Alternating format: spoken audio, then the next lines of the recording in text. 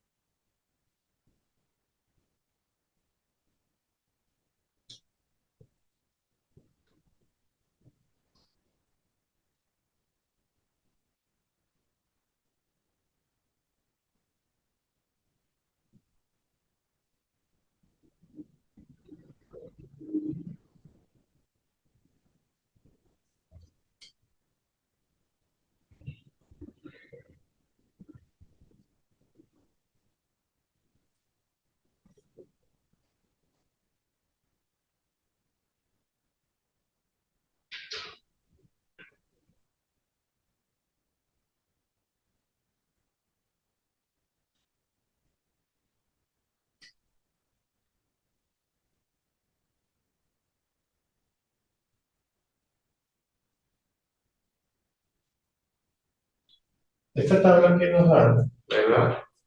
De acuerdo al ejercicio, al problema planteado, que nos dicen lo siguiente.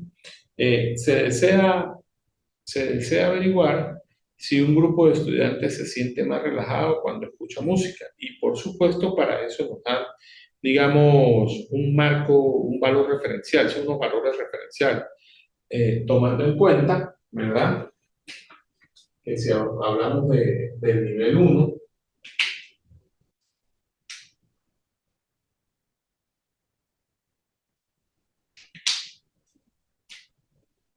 hasta el nivel 5, siendo el nivel 5 el nivel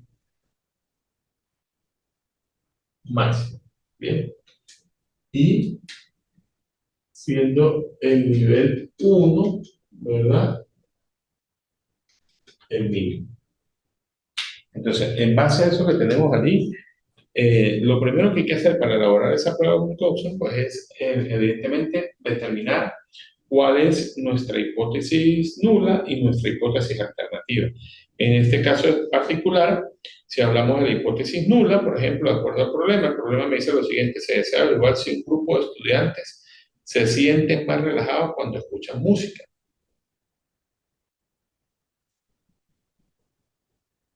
Entonces, de acuerdo a eso, pues deberíamos determinar cuál es nuestra hipótesis nula y cuál es nuestra hipótesis alternativa. En este caso, ¿verdad? Para este tipo de pruebas no paramétricas, pues debemos calcular nuestra hipótesis alternativa y nuestra hipótesis nula en función a lo que nos plantea el problema. Entonces, el problema, volvemos a la pregunta, al problema inicial, dice, se desea averiguar si un grupo de estudiantes se sienten más relajados cuando escuchan música. En este caso, deberíamos decir que nuestra hipótesis nula es que no existen diferencias, ¿verdad? no existen diferencias. Para buscar aquí, pero no existen diferencias en los niveles de relajación con música. No existe diferencia en los niveles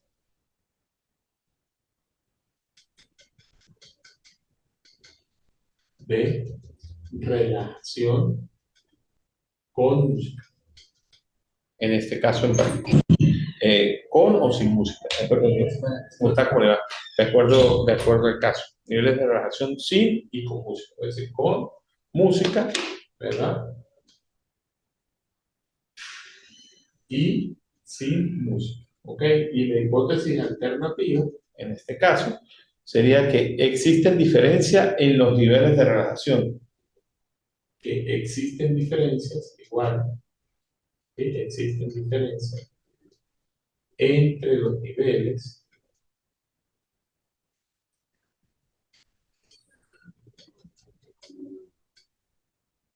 de relajación. ¿Sí?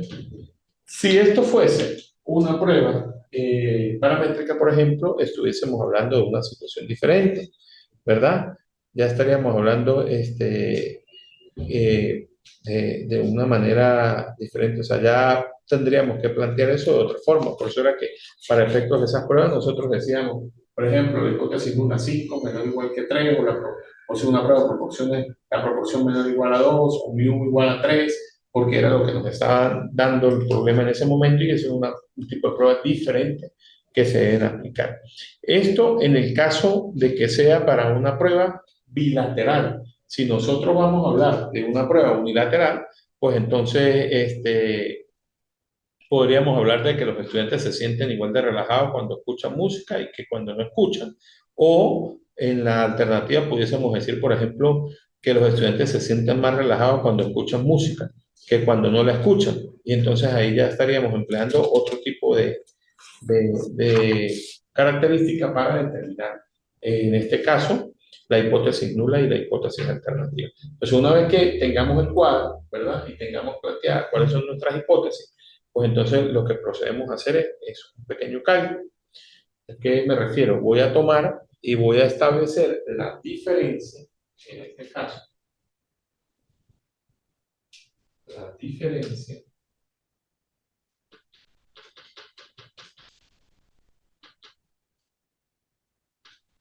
entre C1 y C2, por llamarlo así. ¿Sí? Por modificarlo. Sí, entre C1 y C2. ¿Sí? Entonces, ¿cuál sería la diferencia? Al momento de establecer la diferencia, ¿qué digo yo? 3 menos 5 me daría menos 2. ¿Bien? 4 menos 5 me daría menos 1. 3 menos 2 me daría 1. 1 menos 5 me daría menos 4. 5 menos 4 me daría 1. 2 menos 5 me daría menos 3. 3 menos 5 me daría menos 2. 4 menos 4 me daría 0. 1 menos 5 me daría menos 4.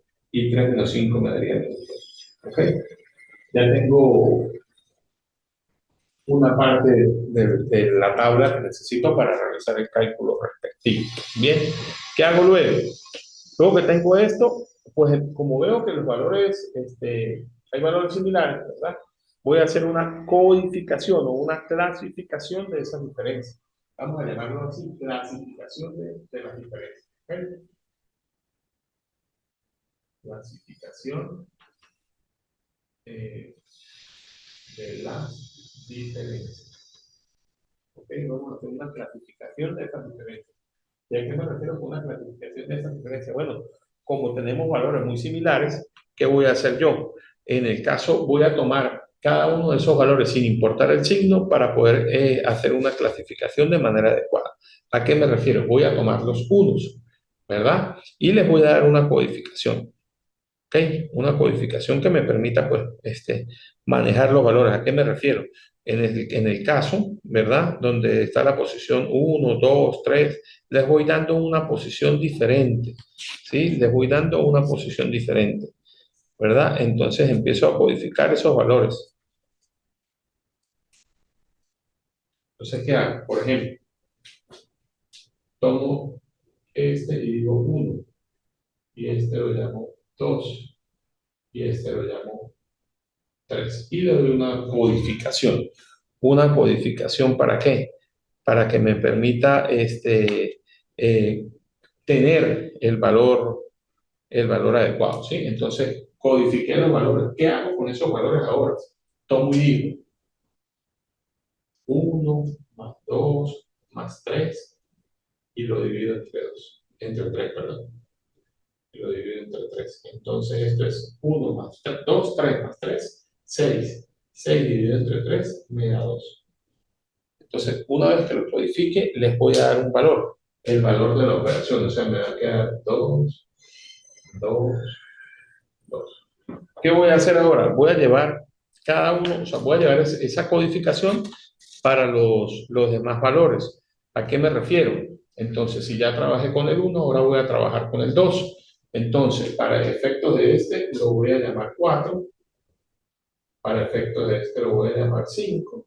Y para efectos de este, lo voy a llamar 6. ¿Y qué voy a hacer ahora? Voy a tomar exactamente el mismo cálculo, ¿sí? 4, 5 más 6 y lo divido entre 3. Entonces digo 4 más 5 más 6 dividido entre 3. Esto sería 5 y 4, 9 más 6, 15. 15 entre 3 es igual a 5 en este caso. ¿Ok? Y ya tengo esta codificación. Le voy a dar ese valor. Le voy a dar el valor que me da aquí. 5, 5, 5. Bien. ¿Qué hago luego? Tomo los otros valores. Tengo al 1, al 2, al 3. El 3 pues va a quedar con un solo valor allí, ¿verdad? El 3 me estaría dando, en este caso, una codificación diferente, ¿sí? Y lo voy a ir calculando en este caso. Donde está 0, pues ese valor o esa codificación que tengo allí, ¿verdad? Se va a quedar así, en 0. Y lo valoro igual. Y entonces calculo el resto de los valores. ¿A qué me refiero con calcular el resto de los valores? Hacemos el procedimiento similar, ¿verdad? Voy a calcular ahora, para 7 solamente tengo un valor, ¿verdad? En este caso lo voy a llamar, que sería menos 3 porque tengo, primero traje con 1, con 2, con 3, y al 3 pues ya le doy una modificación diferente, ¿verdad? Pues tendría 1, 2, 3, 4, 5, 6 y 7. Bien, le doy esa codificación allí, no voy a hacer este movimiento diferente porque no hay nada que sumar allí, ¿ok? No se repite el valor. Y por supuesto, luego voy a tomar los valores que tienen que ver con 4, en este caso sería, para este lo voy a llamar 8 y para este lo voy a llamar 9. Entonces me vengo para acá y hago exactamente el mismo procedimiento, ¿verdad? 8 más 9, pero dividido entre 2. Eso me va a dar 17, 17 entre 2 es 8,5. Bien, y ese valor lo voy a marcar aquí, en esta codificación, 8,5, 8,5. ¿Ok? Una vez que tenga eso, ¿cuál es el procedimiento siguiente para hacer el cálculo en esta prueba de Wilcox? Una vez que tenga claro todos los valores, ¿verdad? Y la clasificación allí, ¿qué es lo que voy a hacer? Voy a sacar los positivos de un lado y los negativos del otro lado. ¿En función de qué? ¿O en función, o para qué la norma? Bueno, para poder comenzar a sumar y encontrar las diferencias que yo necesito, ¿verdad? Entonces, ¿cómo voy a hacer con estas diferencias? Incluso podría trabajarlas aquí. ¿En qué sentido? Voy marcando los negativos, ¿verdad? Para saber dónde están los negativos. Negativo, negativo, negativo, negativo, negativo, negativo. ¿Ok? De un lado, ¿verdad? Voy a colocar los positivos y de un lado voy a colocar los negativos. ¿Bien? ¿Para qué? Para establecer esa diferenciación entre ambos. ¿Sí? Entonces comienzo. ¿Positivos cuánto tengo? Positivos tengo 1 y 2. Entonces, ¿qué hago? La sumatoria de esos positivos es 2 y 2, y eso me da 4. Y luego tomo todos los negativos que tendría que ser 5, 2, 8,5, 7, este también es negativo, me quedaría 5, 8,5 y 5. ¿Ok? Y la sumatoria de eso me da 40.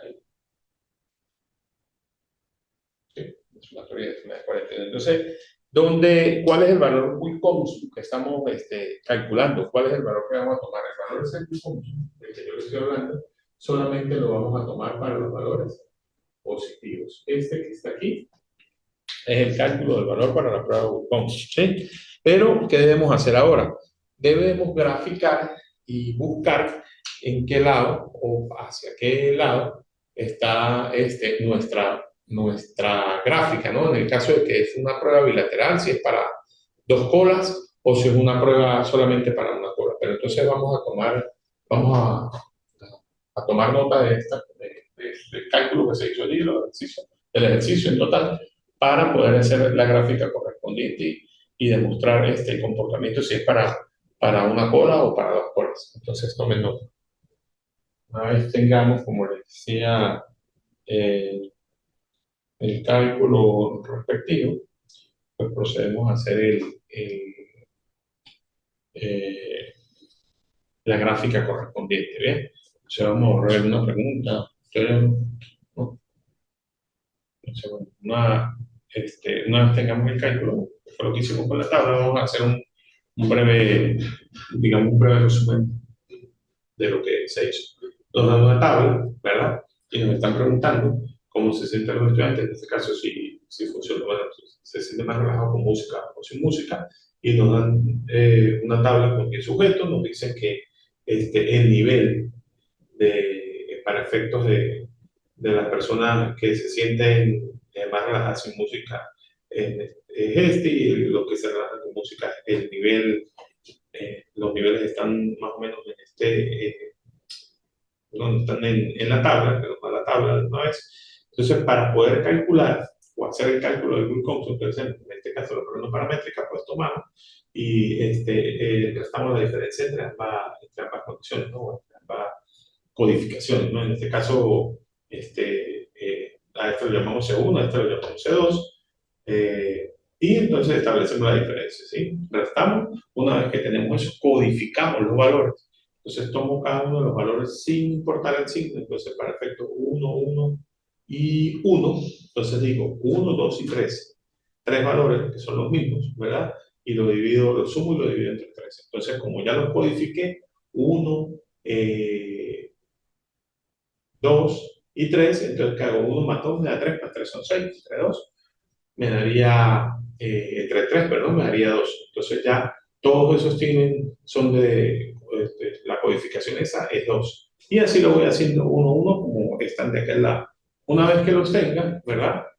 Establezco cuáles son las diferencias, tomo los positivos y los negativos, como están indicados allá arriba, tomo los positivos y los negativos, sumo los positivos, eso me da 4, y luego sumo los negativos, me da 41 para efectos del cálculo de Wilcoxon, solo tomamos los positivos, que sería 4, ese es nuestro valor. Ahora necesitamos determinar el comportamiento de la gráfica, cómo se comporta si es para una prueba no paramétrica de una cola o si es para una prueba paramétrica de una cola.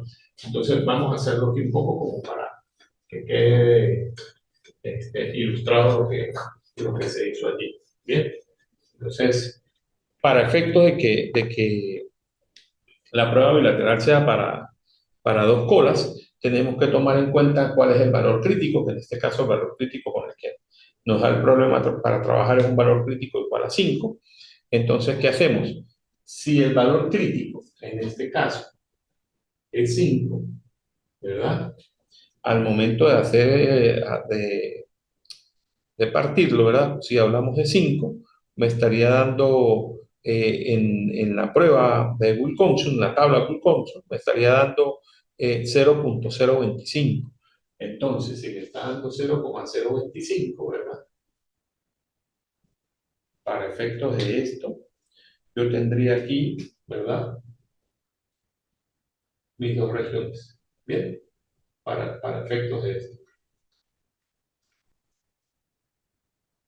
¿Sí? Mis dos regiones. ¿Ok? En cuanto a la proporción, es decir, en cuanto a la proporción, tendríamos aproximadamente 0,25 por lado. ¿Sí? Y si es una prueba para una sola cola, pues entonces ya el comportamiento sería diferente, ¿verdad?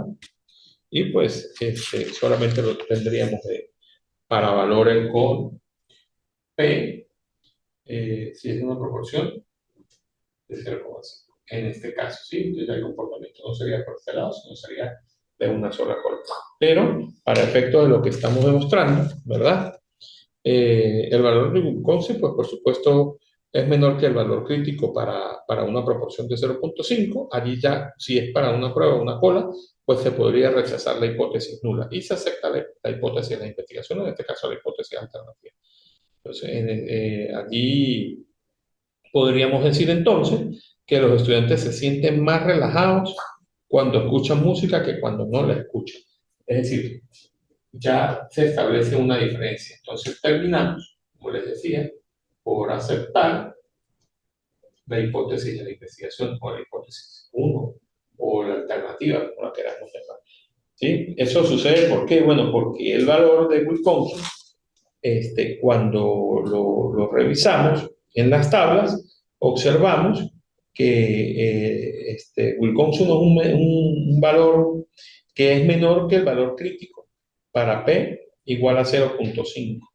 Si es menor que para 0,5, pues entonces ya ahí se rechaza la hipótesis nula, ¿ves? Y uno termina por aceptar la hipótesis alternativa, pero eso en función de lo que, como les vengo diciendo, en función de lo que nos da el problema. Pues el cálculo allí es bastante sencillo, no hay que solamente hay que sumar, restar y tomar en cuenta ciertos elementos para poder hacer el cálculo respectivo. De hecho, en las láminas, pues se trata de dejar lo más claro y explícito posible el material, pues para que no tiendan a generar confusión de los estudiantes.